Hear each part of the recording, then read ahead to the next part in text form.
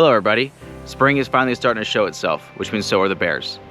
It just so happens that April is Bear Awareness Month. We were very fortunate to have a special guest come speak with us about bear safety and awareness from the Alaska Department of Fish and Game. We're going to be covering topics like bear encounters, equipment you can carry with you to protect yourself from bears, bear awareness and safety for residents and their homes, and when to call professionals like law enforcement and what you can expect from them. Without further ado, I'd like to introduce our special guest, Cory, from the Alaska Department of Fish and Game. And welcome to Alaska Lifestyle. My name is Cory. I'm born and raised here in Peters Creek, Alaska. Hunting, fishing, camping, being outdoors is a large part of my upbringing and something that I use in my passion to further my professional development as a wildlife biologist for the Alaska Department of Fish and Game. For the last 8 years, I've been here in Anchorage as the management biologist and now as the area biologist for Unit 14C, which encompasses Anchorage and the municipality of Anchorage, which represents about 41% of the state's population. Hello and welcome to video number 3 for Bear Awareness Month. In this video, we're going to be discussing the topic of why there might be bears around your home or in your neighborhood. We're going to talk about things you can do as a homeowner to help minimize the chance of having that bear encounter in your backyard. What are some proactive measures residents can take to minimize bear attractants around the home?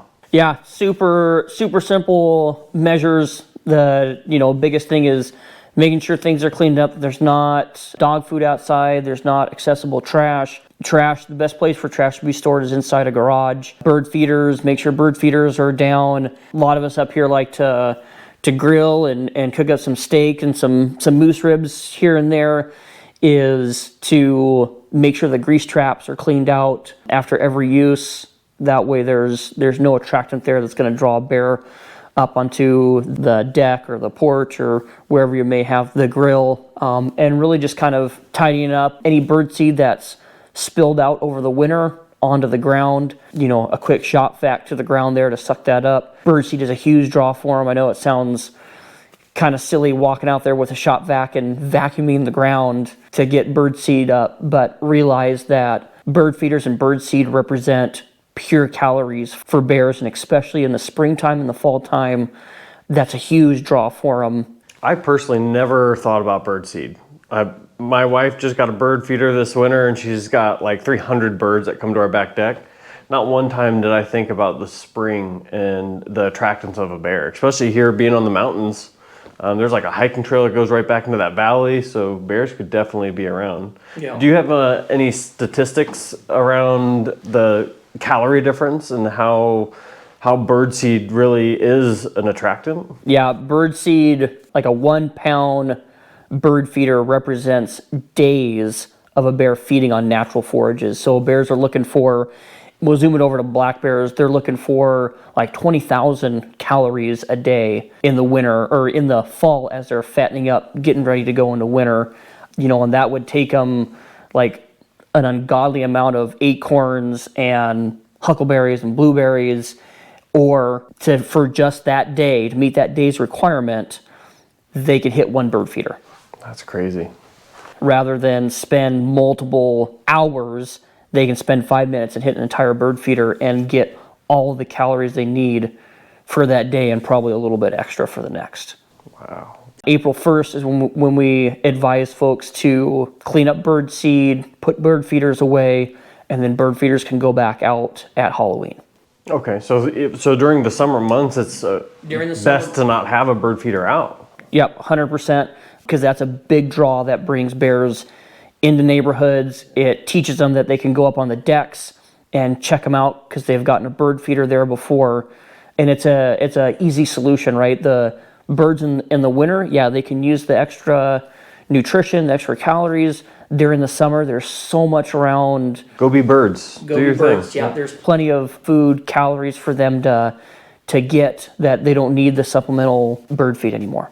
That makes a lot of sense. So ADFG actually just posted something on their social media about bird feeders, and I had taken a glance at it before we're sitting down today, and someone had commented on there asking about hummingbird feeders. I thought that was a great question. So I don't know how many people have hummingbird feeders up here, but is that something that would also be an attractant and should be removed during the summer months as well? Yeah, because most of those hummingbird feeders, I've seen more and more hanging on houses and off of eaves.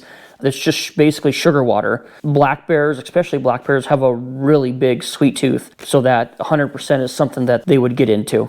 I wonder if that's where gummy bears come from. Nice. You like that? Another thing I want to talk about too, we talk about trash cans outside, dirty barbecues, the bird feeders now. Obviously fishing and hunting, mostly in the summer months we're looking at fishing, is huge in Alaska. And a lot of people will go catch their fish, bring them home and clean it, and then now we have fish carcasses. So what can we say to people that have those fish carcasses or game carcasses that they bring home, and when they're done getting the meat off and have that left, what should they be doing with those? The best spot for any sort of game carcass, whether it's fish, moose scraps, caribou scraps, you name it, it really is the direct transfer to the landfill. That way it's immediately taken out of accessibility for the bears. A lot of folks with that type of, fish carcasses or whatnot, we recommend that they freeze it, and then on the morning of trash pickup, that's when they put it into their trash cans, and then that goes curbside. And then again, even if folks have garages, we recommend bear-resistant cans, because that's just one more layer that helps deter these animals from getting into the trash cans and bringing them into neighborhoods. It just makes it harder. It's not worth the calories for them if they're not immediately getting a reward. And you can get bear-resistant trash cans from your waste management typically. I think you have to pay a little bit extra. There's an extra fee for it, and all of the waste management companies here in South Central Alaska have that as an option. So if you got a bear problem, especially if you live in more of a remote area or by a mountain or something, that may not even be remote. Even before you get to a bear problem, this is probably one of the best preventative measures you can take to just get ahead of the 8-ball, right? Like you don't get any more urban than the Anchorage Cemetery in downtown Anchorage to have a black bear soul. Bears don't recognize fences, they don't recognize roads or areas they're not supposed to go into. So, regardless of where you're at, I would always recommend a bear resistant container, just to make sure that you take that extra step, and you never know where a black bear or brown bear may show up. What are the common mistakes residents make that could attract bears to their properties? During the summer, we actually get some warm temperatures here in Anchorage. People like to leave their garage doors open, right? Go in and out. They're working on stuff. That bears will follow their nose and get into freezers, getting the dog food stored in garages. And that's what teaches them, inside this garage thing is food, so maybe I should try to get into it. The other side is we're seeing a lot more folks with livestock, backyard livestock, hobby farmers, chickens, goats, sheep. All those are attractants, right? They have a smell, and those will draw bears in. There's a real simple solution to that: 3-strand electric fence, or a minimum of 3-strand electric fence. And we have on the Fish and Game website detailed instructions on how to properly set up an electric fence to protect your livestock. That way you don't have to come home or have to watch a bear get into all your chickens. That's a lot of work to raise them, collect the eggs, keep them fed. Like, there's a lot of money on the backside of that. Add an electric fence when it's set up correctly is very effective at getting bears to drop that off their route and not come back. Are there ways to discourage a bear from returning to your residence if they've already come once? And that's something that is pretty common, is once a bear figures out there's a food source there, well, I'm gonna go back and get more food from there again. How do you prevent that if they've started to realize that they can come to you for food? Is there a way to discourage that? Yeah, just like humans, like we remember where that good donut shop is or that good restaurant is, and we're gonna go back and hit it again a couple times. With bears, it's hard to be reactive. Like, once they've learned that they can get rewarded in a certain spot, they keep coming back. They're just like us. They survive on their nose and remembering, like, where did I get good calories from? The biggest thing is it depends on what's drawing that bear in the first place, right? Did it get into trash? Did it get into a bird feeder? The biggest thing is, if that happens, is to take those items and make them inaccessible. So trash goes into the garage, bird feeder comes down, gets cleaned up, realize that the bear's going to come back, it's going to check it out, but if there's nothing there to reward him, right? Like if you come to McDonald's and I keep giving you free Big Macs, hey, you're going to keep coming to McDonald's, right?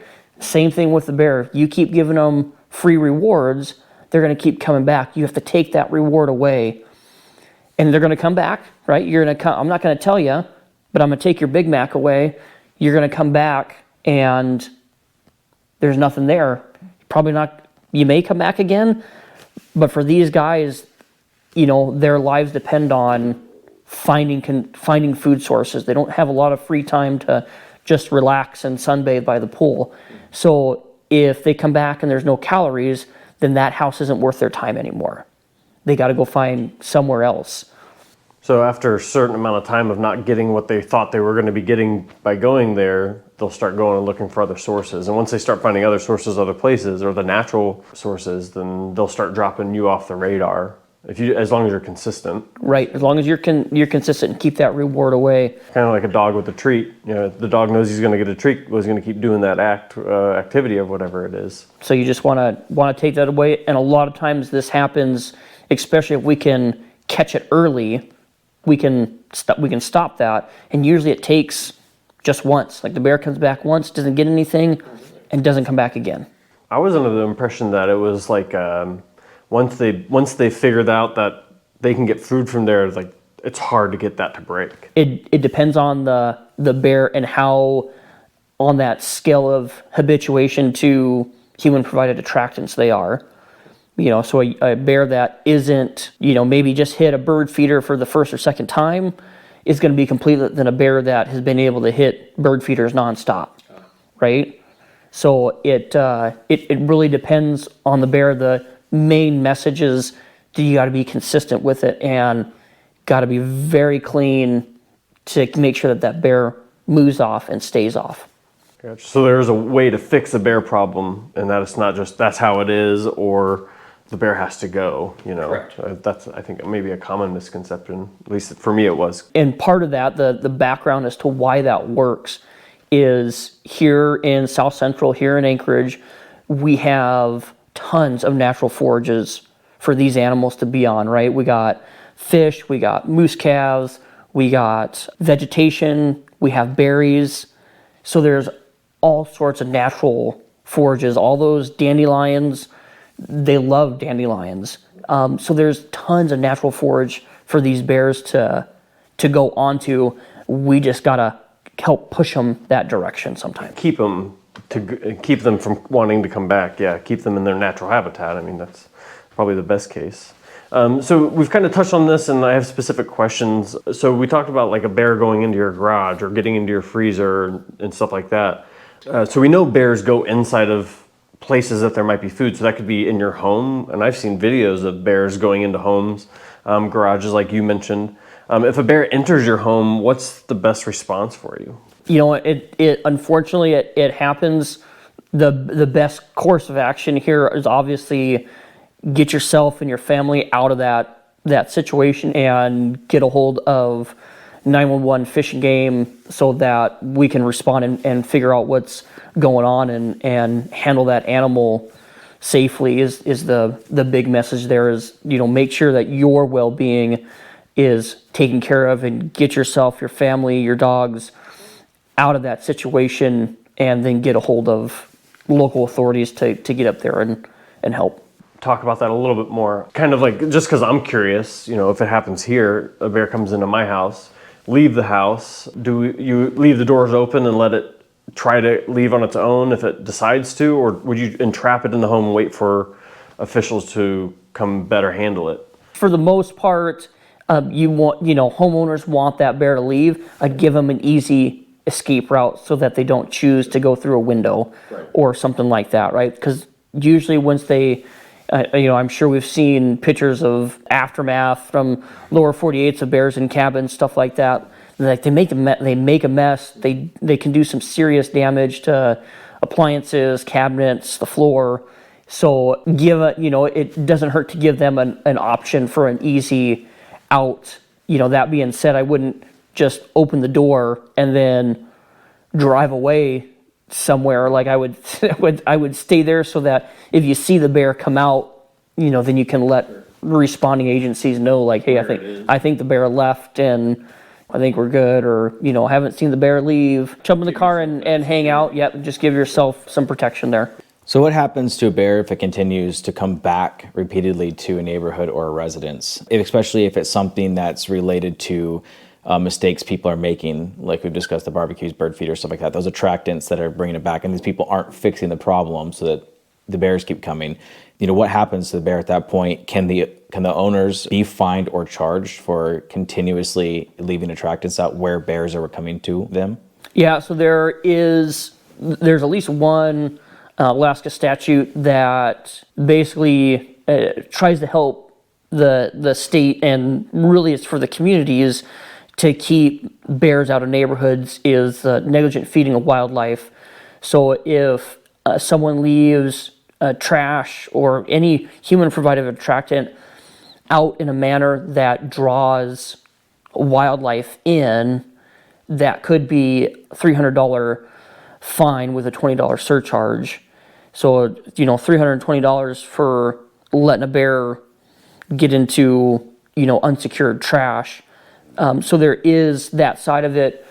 Most of what we encounter are individuals that just need some education. So we do a lot of outreach, education, because it's a real simple fix.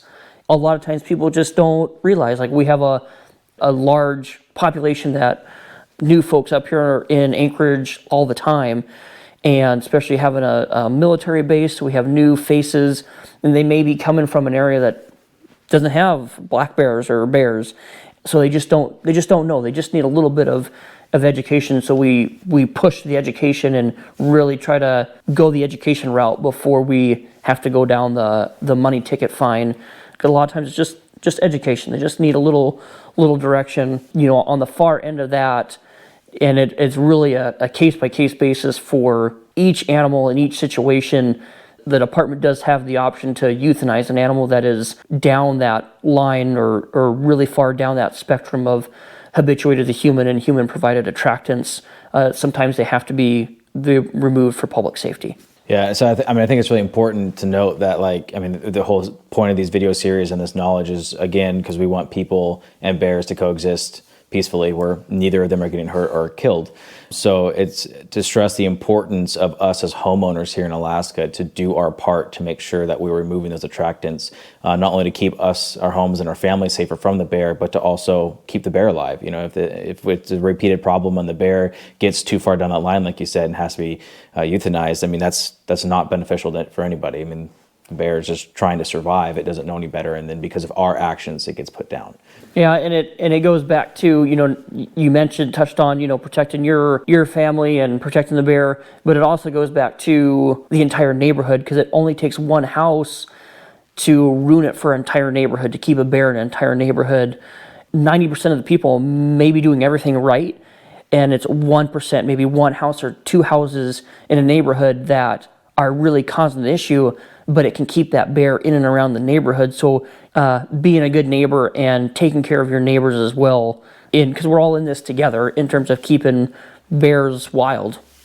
So I also wanted to cover, as far as homeowners or property owners, when can a homeowner legally shoot a bear? So there's an Alaska statute that's called the Defense of Life or Property Statute, boiled down, that basically says that if someone is in imminent threat, or if there is imminent threat to human life, property, and property is not your lawn chair, but like a conveyance, livestock, that after you use every non-lethal means to diffuse the situation, that then you can move to lethal means. If that is the case, under that statute, the shooter is required to notify the Alaska Wildlife Troopers, Fish and Game, and that animal and that meat is forfeit to the state of Alaska. Do you know what happens to that meat? The meat, if it's salvageable, will go to the roadkill list, a salvager list. The hide and skulls go back into the hide and horn auction to give the residents of the state of Alaska an opportunity to get access to that resource, because this is all public resource. So that's a way to give that option back to the public, is gives them a way to get that resource if they so choose. We appreciate you taking the time to watch our video today, and we hope you learned something that'll help keep you and the bears safer while enjoying the outdoors. Please check out the links below in the description for quick access to the Alaska Department of Fish and Game and the Alaska State Wildlife Troopers websites for additional information.